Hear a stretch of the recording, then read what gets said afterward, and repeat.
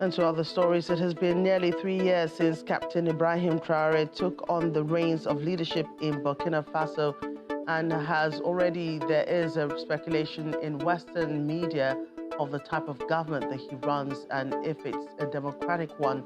The charismatic 37-year-old has skillfully built the persona of a Pan-Africanist leader determined to free his nation from what he regards as the clutches of Western imperialism and neo-colonialism.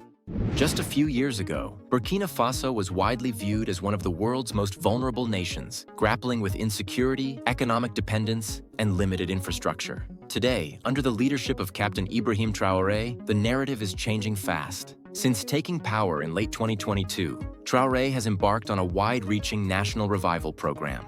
The effort is not just political, it is deeply infrastructural, economic, and cultural.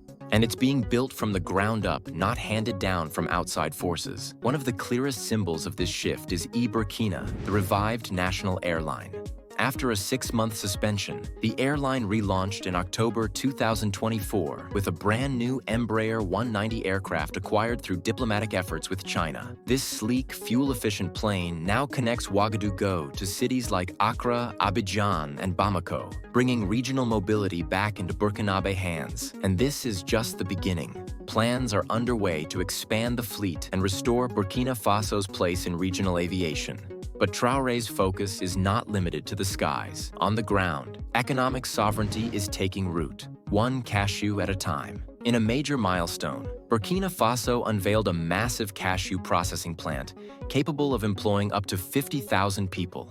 This is more than a factory. It's a national statement. For decades, West African cashew nuts were shipped abroad, processed overseas, and sold back at a premium. That cycle ends here. The new plant transforms raw cashews into high-value products domestically, boosting both income and industrial capacity.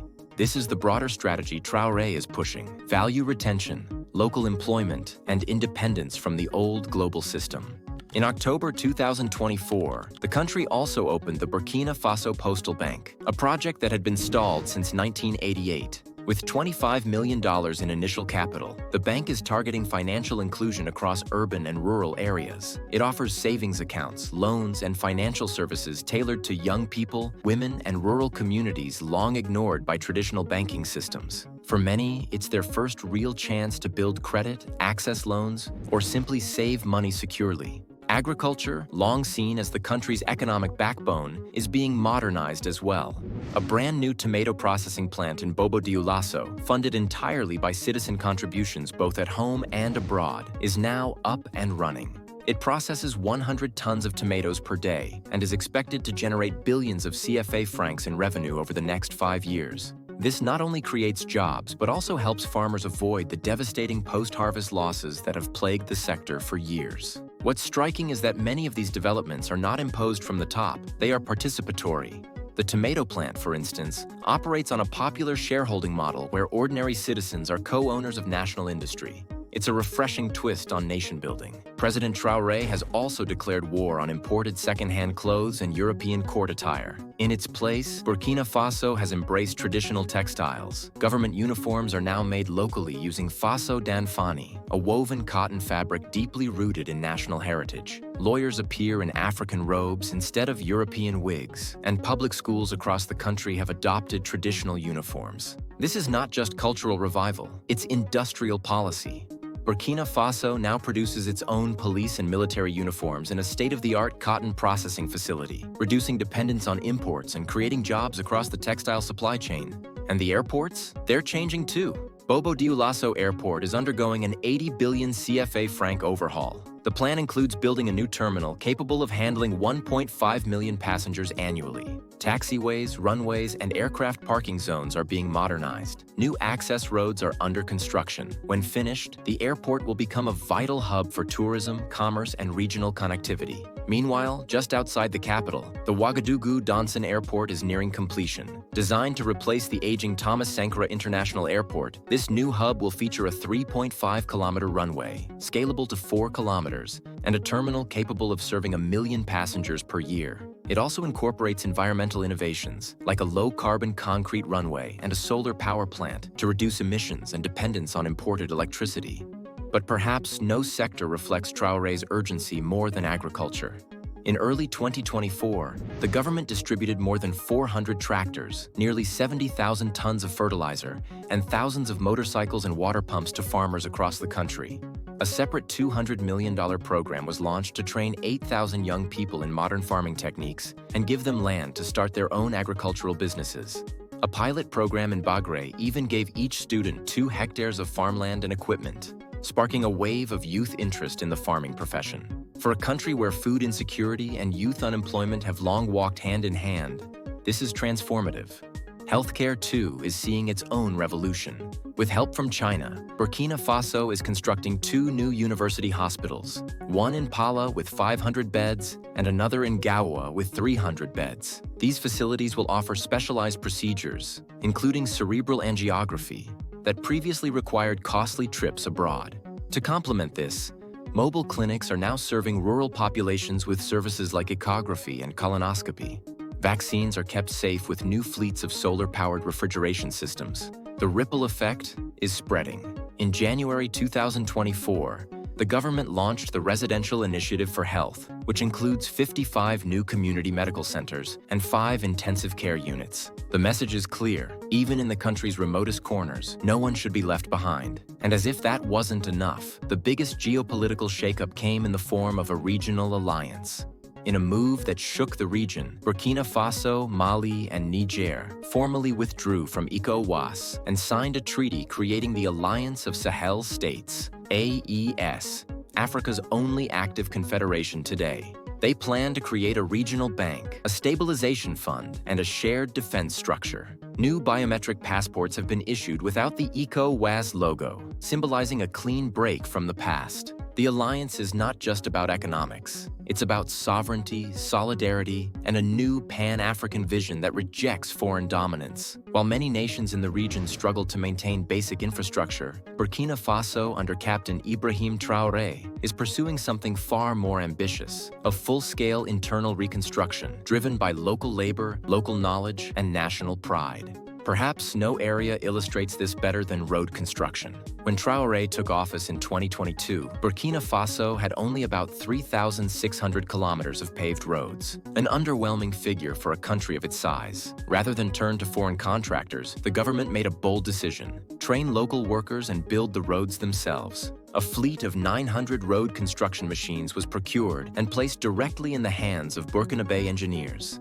Thousands of young people have been trained in machine operation and civil works. The aim: build 50,000 kilometers of roads by 2029. Not only will this link remote communities and strengthen the economy, it will give young people a literal hand in building their country's future. That same principle of economic self-determination is playing out in the trade sector. In the city of Bobo Dioulasso, near the borders with Côte d'Ivoire, Mali, Senegal, and Niger, construction is underway on a $253 million dry port, a logistics hub designed to streamline the flow of goods across West Africa. With modern customs facilities, freight terminals, and warehousing, the inland port is set to dramatically reduce transport costs and time for businesses in landlocked Burkina Faso. It also marks a major shift in trade power, positioning the country as a regional corridor rather than a dependent pass-through. At the same time, a quiet education revolution is unfolding. Through the Presidential Initiative for Quality Education for All, Burkina Faso is overhauling its entire education system.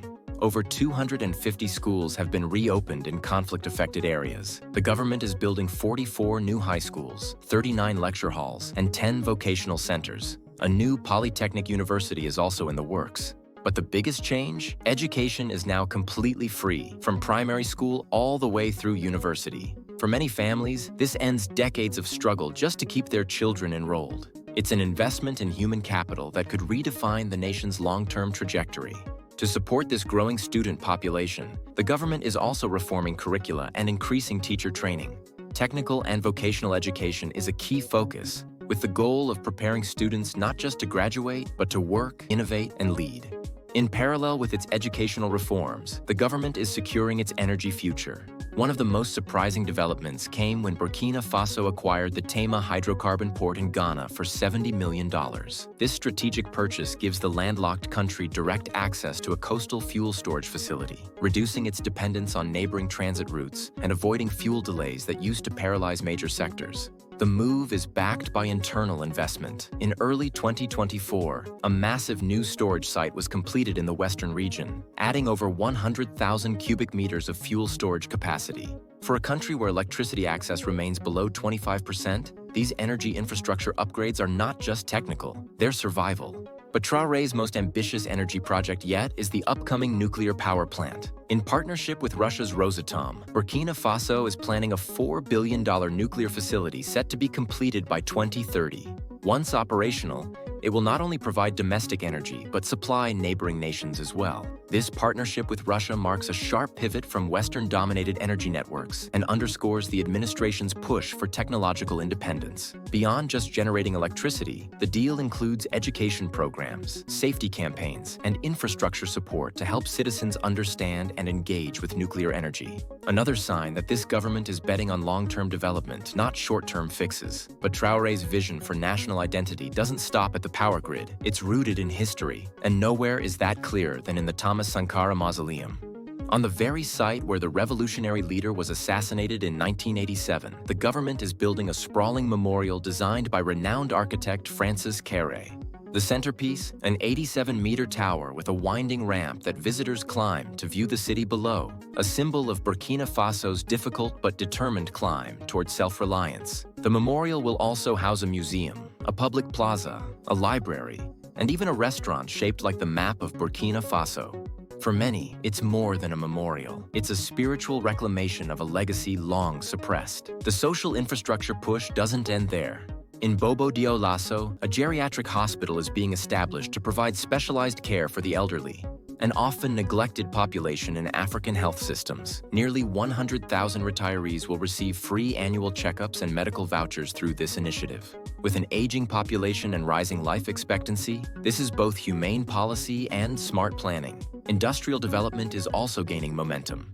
In March 2025, Traoré inaugurated a massive cement factory in the central region of Lango. Built in partnership with Chinese investors, the plant produces 10,000 tons of cement per day, helping to meet domestic demand and reduce reliance on imports. Designed with renewable energy and recycling systems, the facility marks a shift toward greener industrial practices. Meanwhile, on the streets of Ouagadougou, residents are seeing something entirely new. Burkina Faso's first electric vehicles, built entirely in-country. Under the brand Itawa, the cars, named Native and Sil, boast GPS, Bluetooth, and even solar charging. With a 330-kilometer range and just 30-minute charging time, they're not just a tech showpiece. They represent the rise of a domestic manufacturing sector rooted in innovation. One of the most symbolically important and economically strategic moves came in late 2024 when Burkina Faso opened its first gold refinery. Until now, the country exported raw gold, letting foreign refineries and markets capture most of the value. That changed with the creation of a facility capable of processing 150 tons of gold annually. Alongside the refinery, 2 major gold mines were nationalized in 2024, signaling a clear intent: keep more wealth at home. The refinery is expected to create more than 5,000 indirect jobs and ensure that Burkina Faso's most valuable natural resource is used to build Burkina Faso, not enrich foreign capitals. And yet, amid all the industry and infrastructure, the government has not forgotten one of the most basic human needs: water. Through a $48 million partnership with the African Development Bank, the country is expanding clean water access to over 500,000 people. More than 60 water supply systems are being built or modernized. High-capacity boreholes are being drilled. Over 13,000 family toilets are being installed. Traoré's government says the goal is universal access to clean water and sanitation by 2030. The plan includes efforts to boost food security too, like fish stocking operations at the Sandini Dam, which aim to yield 70,000 tons of fish annually for both consumption and trade. Even sports infrastructure hasn't been left behind. The Stade du 4 Août, a national symbol named after the date of Sankara's 1983 revolution, has been fully renovated. With upgraded seating, international standard turf, night lighting, and digital scoreboards, the stadium now reflects the national pride and ambition it was originally built to inspire. Burkina Faso is still facing enormous challenges, from internal displacement to insecurity. But under Traoré's watch, the country is showing something rare in today's global south. Not just plans, but progress. Real factories, real jobs, real change. Across the world, development is often described in vague terms: empowerment, growth, capacity building. But in Burkina Faso, under the leadership of Captain Ibrahim Traoré, development has taken on a tangible shape. Factories are running, airports are rising, schools are reopening, roads are stretching across rural terrain once ignored. It's not a promise, it's happening.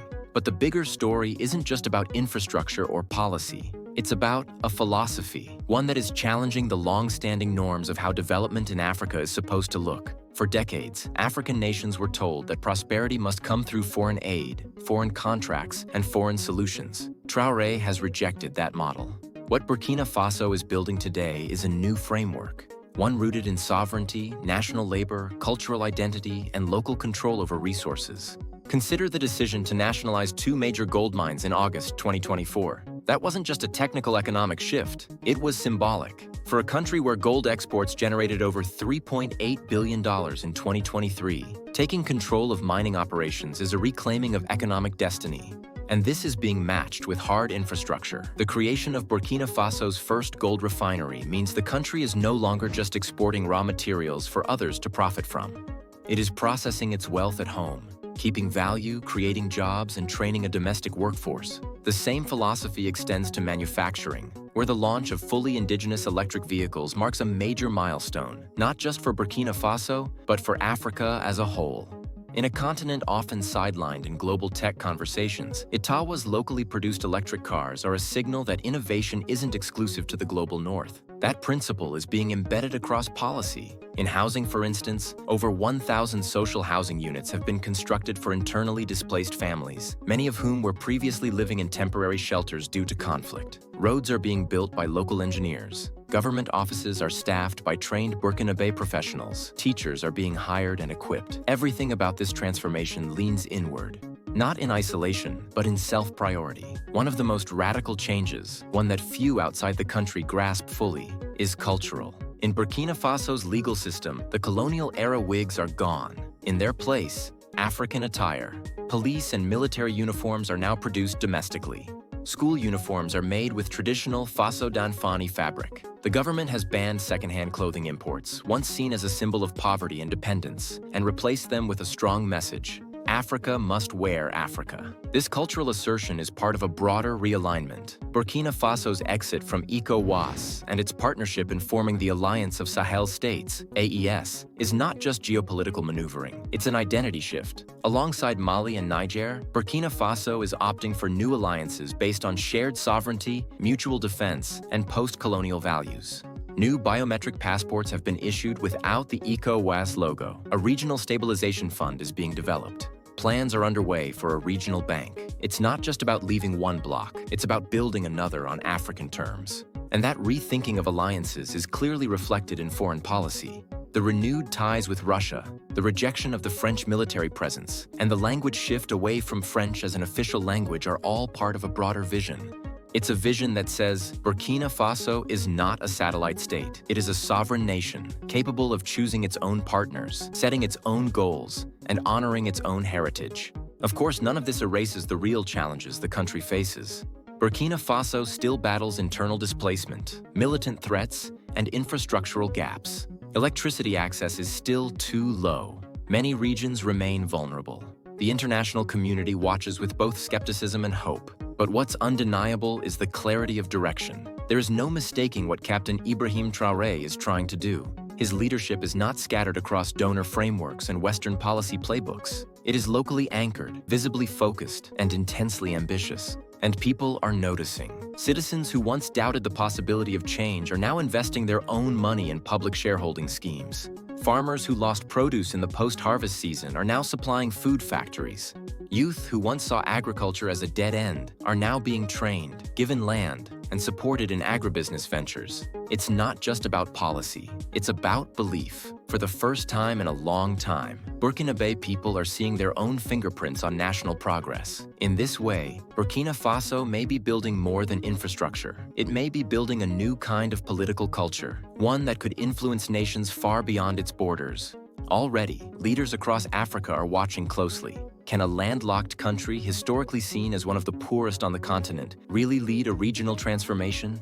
Can it develop without Western aid? Can it build its own roads, power its own cities, train its own workforce, and manage its own resources? In Burkina Faso today, those questions aren't being debated in conferences or panels. They're being answered in bricks, steel, uniforms, seeds, and solar panels. And the answers aren't coming from think tanks. They're coming from truck drivers, factory workers, school children, nurses, and engineers. They're coming from the people. Traoré's administration, for all its flaws and controversies, has managed something rare, a development model that is not just top-down but bottom-up. Not just state-driven, but people-powered. Whether it can be sustained, scaled, and secured remains to be seen. But one thing is clear: Burkina Faso is no longer waiting for permission to rise. It has already begun. Let us know your thoughts in the comments. Which of these projects stood out to you the most? Do you believe this model could work in other African countries too? If you believe in stories like this, of bold leadership, African innovation, and homegrown progress, please like the video, subscribe to the channel, and share it with someone who needs to hear it. Your support helps keep stories like this alive. Stay informed, stay inspired, and stay connected.